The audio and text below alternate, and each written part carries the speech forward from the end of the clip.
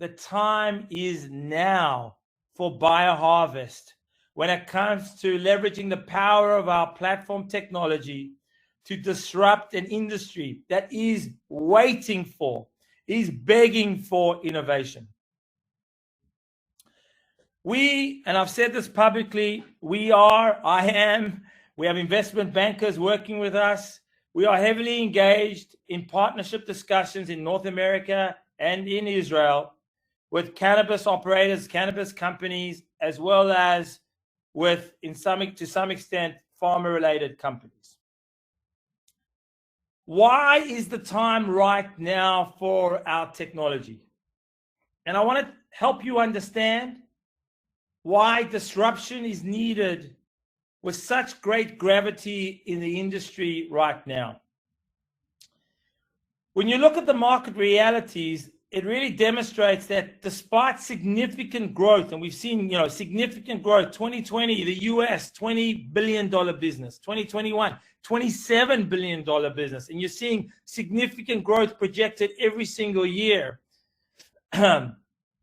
We're seeing, obviously, many cannabis company stocks under a lot of pressure. And the industry really is facing many challenges which require a paradigm shift. And I want to help you understand what's driving the need for a paradigm shift, for really the opportunity for operators that we partner with to really substantially alter the trend that you see on the right-hand side of your page with just a level of disruption that only technology can bring. And technology like a biotech company's technology, like our bioplan solicitation platform technology. As always, I look at everything from a consumer perspective, and then we'll look at it from the operator's perspective. Today, consumers, whether it's Canada, whether it's the US, they are becoming more discerning than ever. On the recreational side, consumers are looking for better value. Disposable income is shrinking rapidly in this highly inflationary environment. So consumers are really careful with the discretionary money that they have, and they're always looking for better value and new and unique experiences. On the medicinal side, we're starting to see much more knowledge from consumers around not just the major cannabinoids, but also the minor cannabinoids. Understanding also the different full spectrum effects of different cannabinoid profiles in treating major palliative indications like ADHD, asthma, migraine, fibromyalgia, etc. And we're seeing, obviously, the amount of substitution where cannabis is being actually substituted versus other pharmaceutical synthetic drugs with significant side effects. We're seeing significant substitution into cannabis. Both of these trends from a consumer perspective, whether it's recreational, looking for better value and new experiences, or medicinal, looking for better solutions for specific indications that they're looking to substitute pharma medications, this is the right time for BioHarvest. Now, when we look at it from a cannabis operator's perspective, they are being impacted and squeezed from every side. And, I've had the privilege in the last 6 weeks to talk to many operators. And the conversations are very, very consistent around the multiple pain points that they're all feeling and feel like they're being squeezed from and pressurized from multiple different directions. Firstly, we see that competition in the marketplace from California all the way to the East Coast and clearly in Canada is driving increased price compression, retail price compression. Price points are coming down as a result of competition. And when you have this situation as an operator, the basics of marketing tells you have to innovate to differentiate so you can change the value equation and you can get out of the pricing compression spiral. innovation through differentiation is so important. And we're going to talk more about how BioHarvest can help in this area. The second aspect, and we're seeing this just with what the Fed's doing with interest rates in a hyperinflationary environment, and the fact that everybody understands the actual capital required for cannabis, specifically indoor cannabis plantations, we always benchmark ourselves versus indoor, is significant. You know, we're literally talking $1 million of capital at least to be able to produce 1 ton of cannabis a year. Okay? And now with the cost of capital increasing, that becomes really expensive to service that capital if it's taken on as debt. So what's critical is that we have to use technology to rethink agriculture, because the current agricultural methods are not really suffice to be able to be running a lean business when your cost of capital is, and depreciation and interest is not a major pain point on your P&L. And that means you have to rethink the current agricultural practices. The second area is we're seeing third area is increased regulation driven by massive sustainability needs. The US is experiencing one of the most challenging period right now from an overall drought management perspective. From the West Coast down into the Southwest, bleeding into the Southeast, you have many, many states that are absolutely struggling as far as their water levels are concerned. And you actually have some states now stopping recreational cannabis users from utilizing water, given the amount of water that's utilized in the growing of the cannabis plants. So with this increased regulation, and it's not just happening in the area of water, it's happening also with the utilization of fossil fuels, given the challenges we have right now from a geopolitical perspective as it relates to the energy crisis. So we have to use technology to drive sustainability wins, because the industry can't keep on going on like this.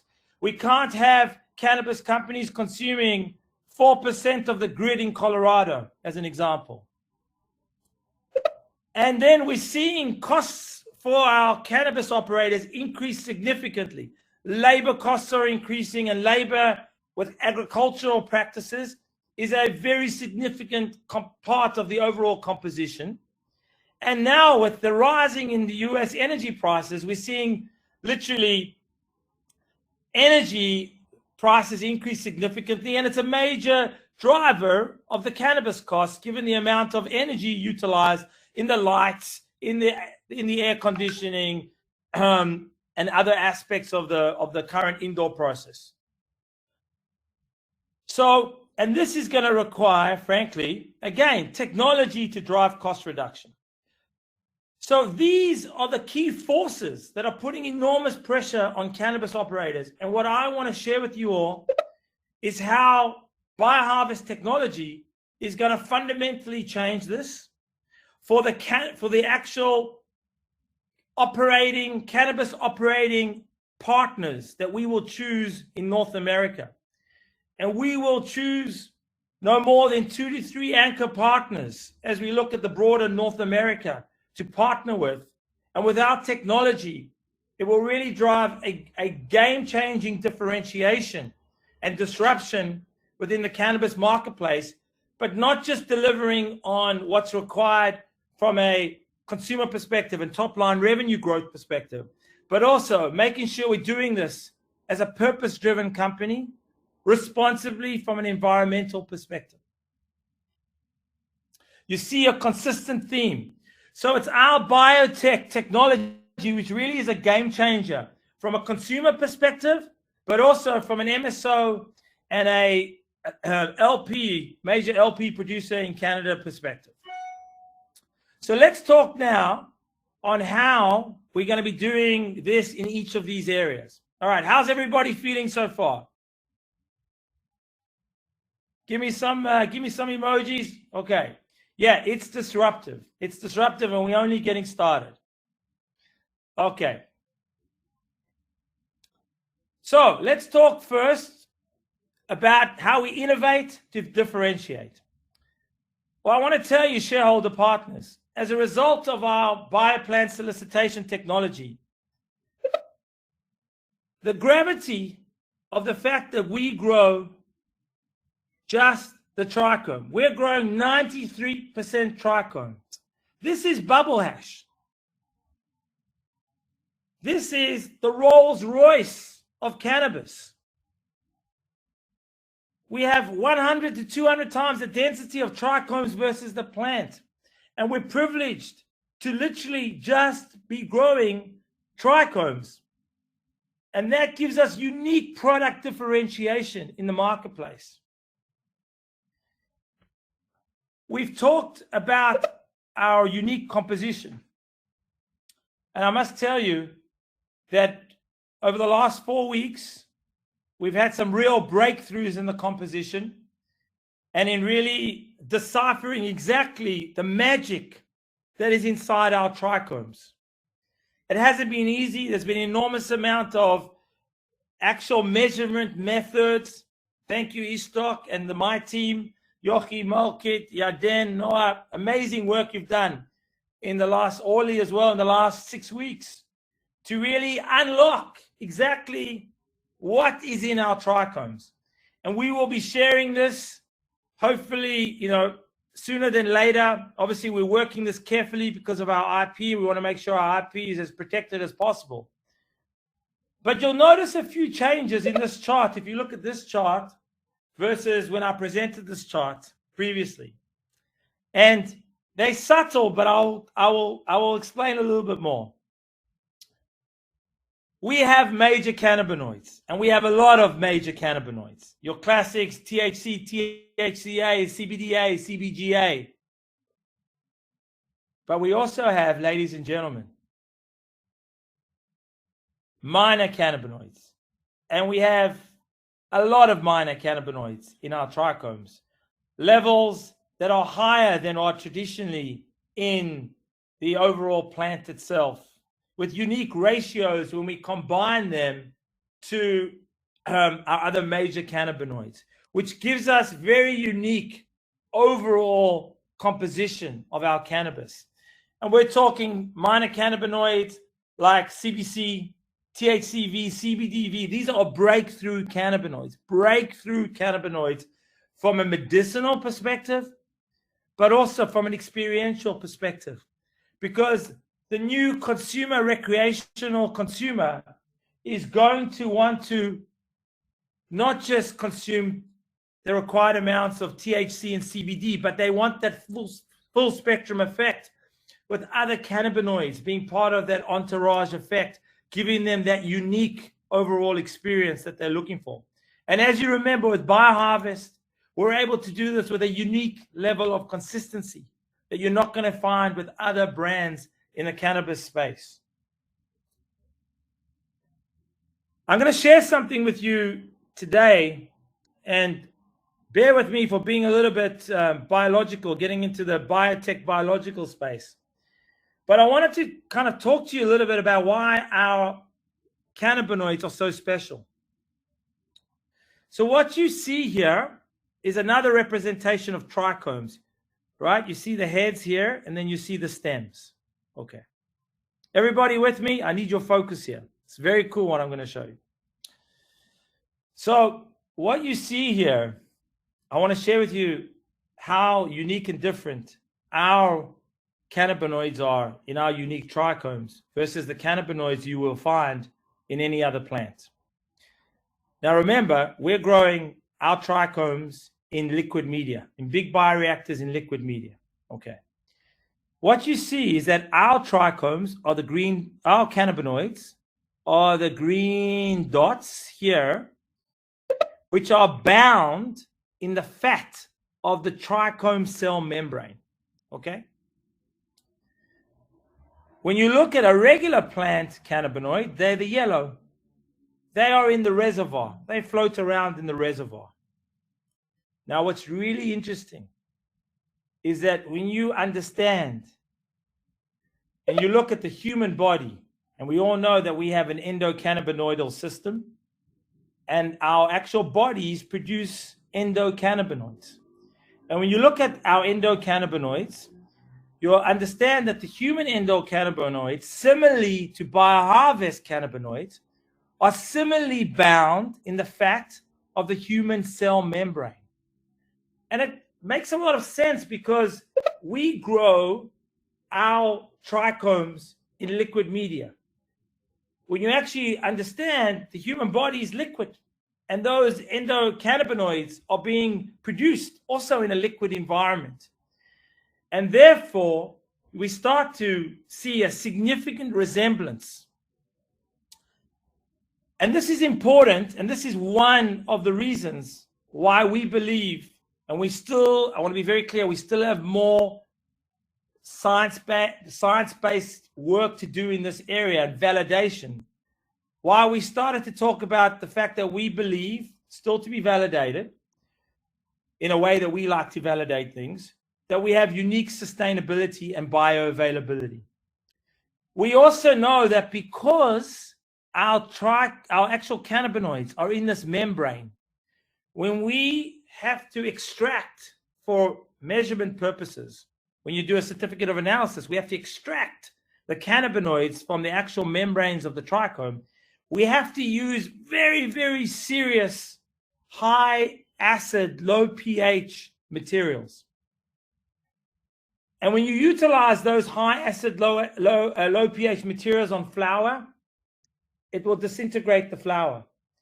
What we found is that with our cannabinoids, they are able to deal very well with the high acid, low pH.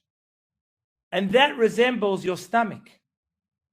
And therefore, we believe that our cannabinoids will be able to, let's call it, operate very efficiently within our stomach for those people that are actually consuming the cannabis in edibles or in a beverage. And there will be very little degradation of the cannabinoids as it enters into our system. So there's more work that needs to be done here, but I want to go back on the need to be different, differentiation through innovation. And with the trichomes, ladies and gentlemen, what I'm sharing with you here, and many of you have not seen this before, these are pictures I took yesterday of basically finished biomass. Our biomass, and you can see it's beautiful coral trichomes all amalgamated together.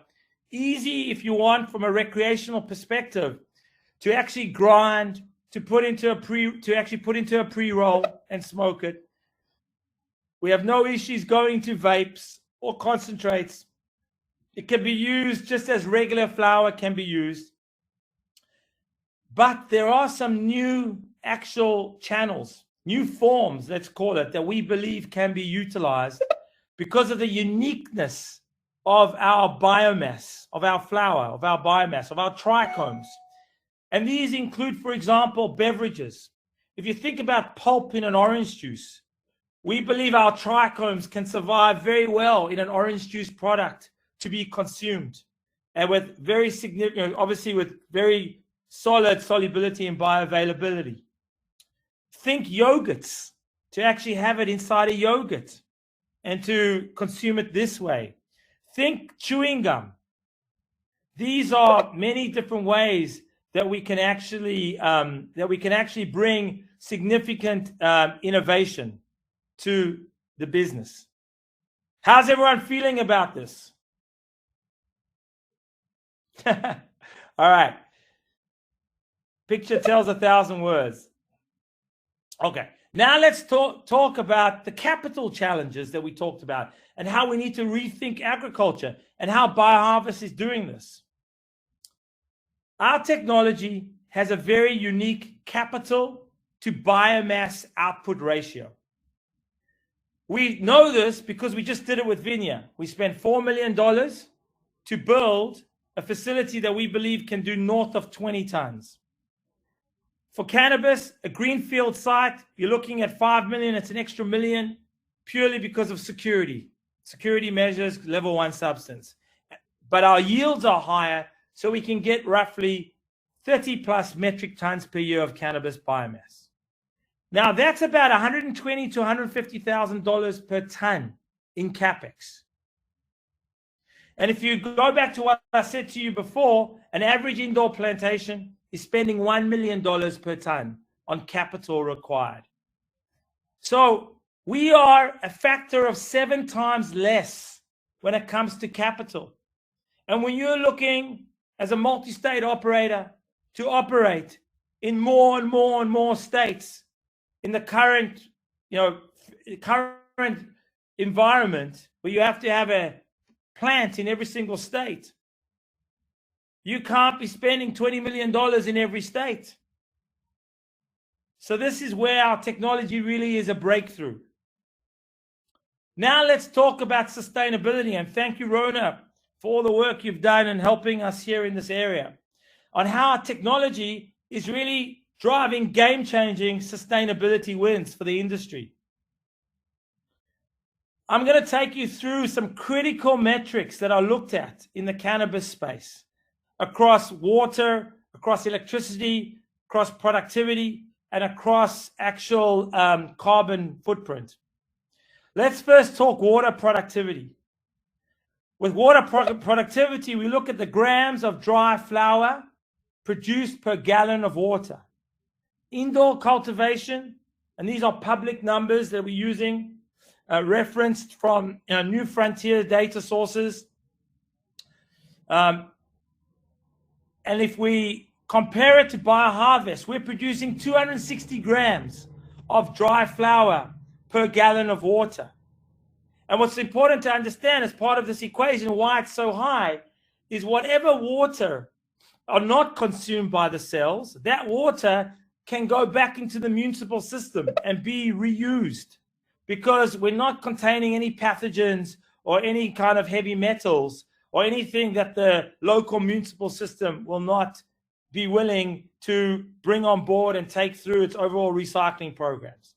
So water is breakthrough, 54 times more efficient. Let's talk electricity productivity. We look at grams of cannabis per kilowatt. Indoor cultivation, 0.8 benchmark, according to New Frontiers. BioHarvest, 6.18. Similarly, a factor of 8 times more efficient. I hope you see the consistent trend here.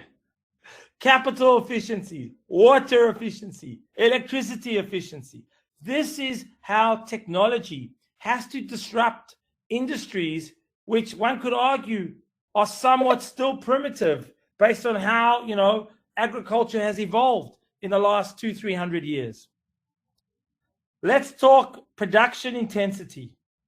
This looks at the grams of dry flower per square foot of canopy over a 12-month period.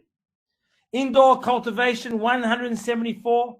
BioHarvest, 3,318. And I'll show you how we get to that. That's roughly 19 times more per square foot.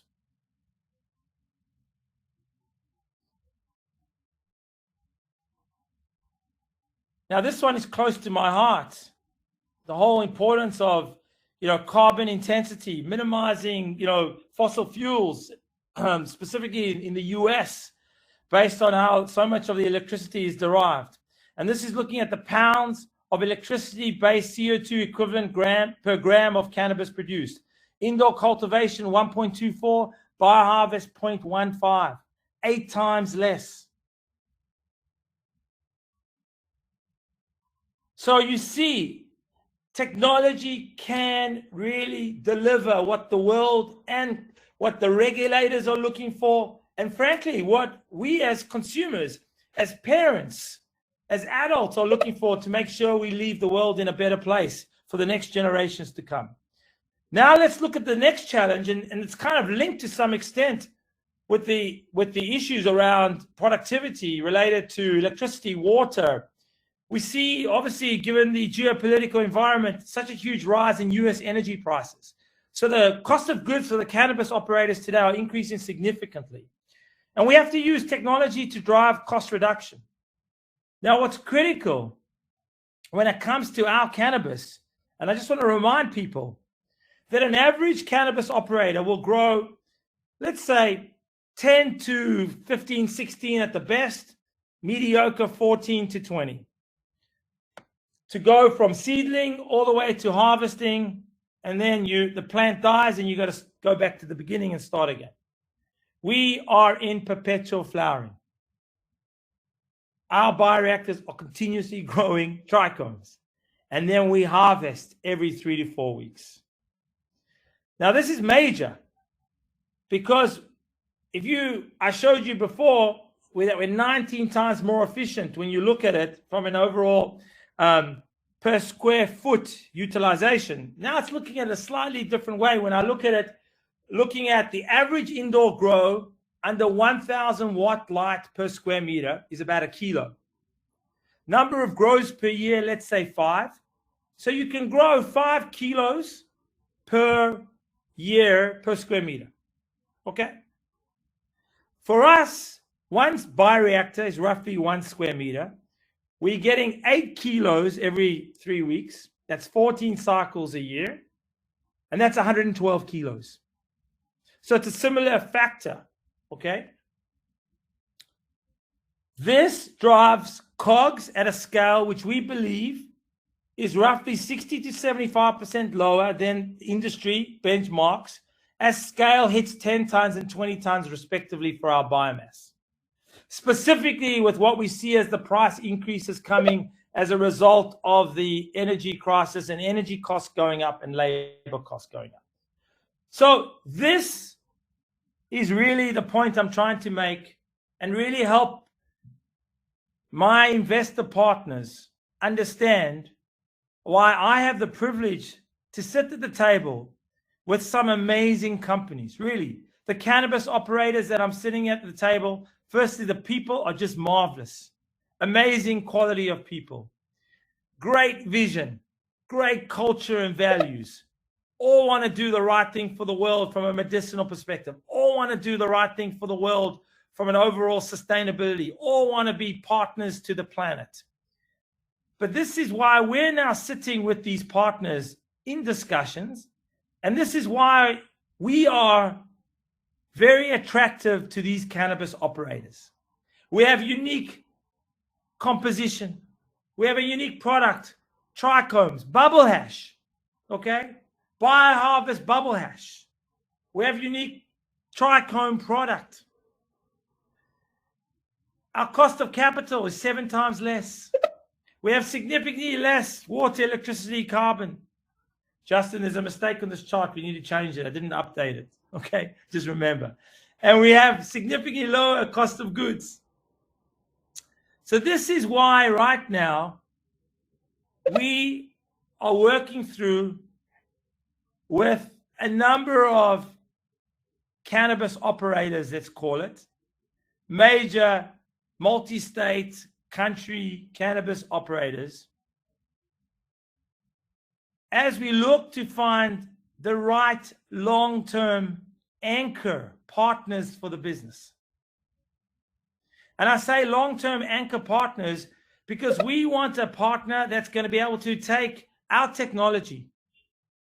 They will embrace it, and they will take the technology and leverage it with breakthrough innovation for consumers as it relates to the recreational market, and specifically working with us as a health and wellness company on the medicinal market. And these are partners where ultimately it's long-term, because we're going to be disrupting parts, whether it's Canada or state by state in the US. We will be identifying through this process the best partners to really get married to as we start this journey to disrupt the cannabis industry with the right partners related to people, culture, value, capabilities. So we have a process.